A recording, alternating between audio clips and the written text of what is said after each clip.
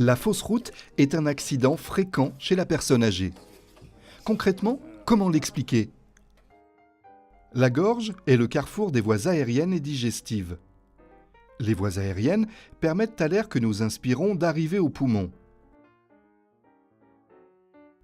La voie digestive permet, quant à elle, le passage des aliments, des boissons, mais aussi de la salive vers l'œsophage, puis l'estomac.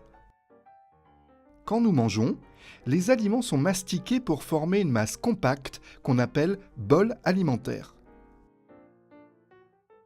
Quand ce bol alimentaire arrive au fond de la gorge, le réflexe de déglutition s'active.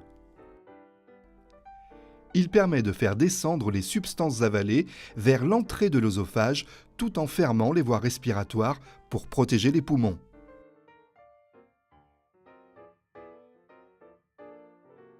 En cas de fausse route, tout ou partie des substances avalées passe dans la trachée par accident.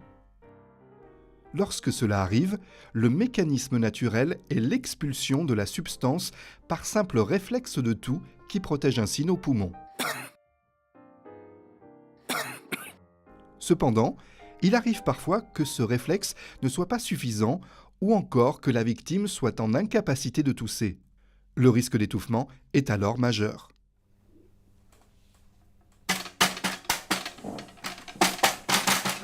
Madame Durand, qu'est-ce qui vous arrive? Vous vous étouffez. Laissez-moi faire, je vais vous taper dans le dos. Lors d'une obstruction des voies respiratoires, le soignant doit réagir immédiatement. Il commence par poser une question à la personne. En l'absence de réponse ou de toux, on affirme alors l'obstruction complète. Le soignant explique à la personne qu'il a compris la situation et qu'il va agir. Il penche tout d'abord la victime légèrement en avant. Il réalise ensuite les manœuvres de désobstruction en commençant par donner 5 tapes dans le dos. Cela permet de renforcer le réflexe de toux et de provoquer des vibrations.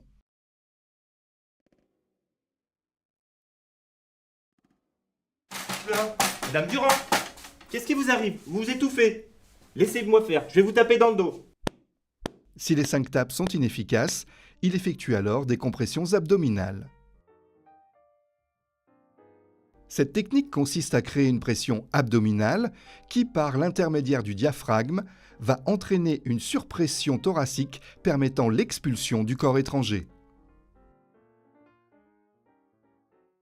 Ça va? Je vais vous appuyer sur le ventre, laissez-moi faire.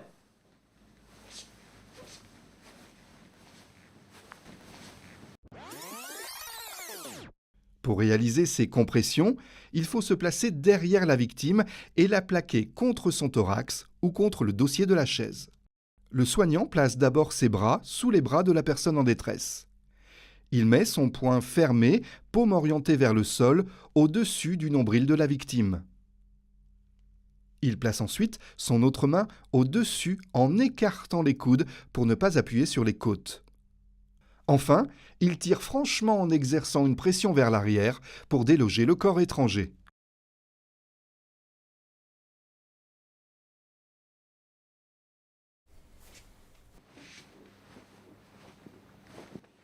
Ça va?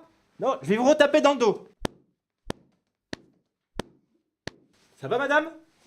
Si le corps étranger n'est pas délogé au bout de 5 compressions abdominales, on recommence alors un cycle de 5 tapes dans le dos, puis 5 compressions, et cela tant que la victime reste consciente. Ça va toujours pas? Si les manœuvres sont efficaces, le soignant propose à la victime une position d'attente. Après quelques minutes, il effectuera un bilan de ses fonctions vitales et continuera à la surveiller de manière régulière. Allez, respirez tranquillement.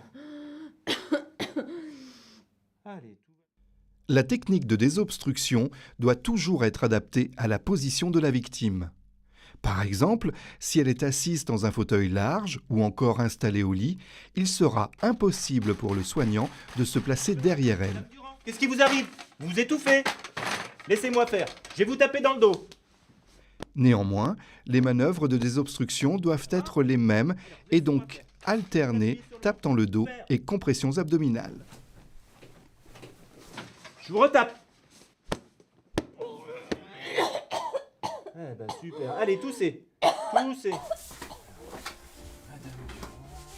Enfin, retenez que toute intervention en cas de fausse route doit obligatoirement être tracée dans le logiciel de soins.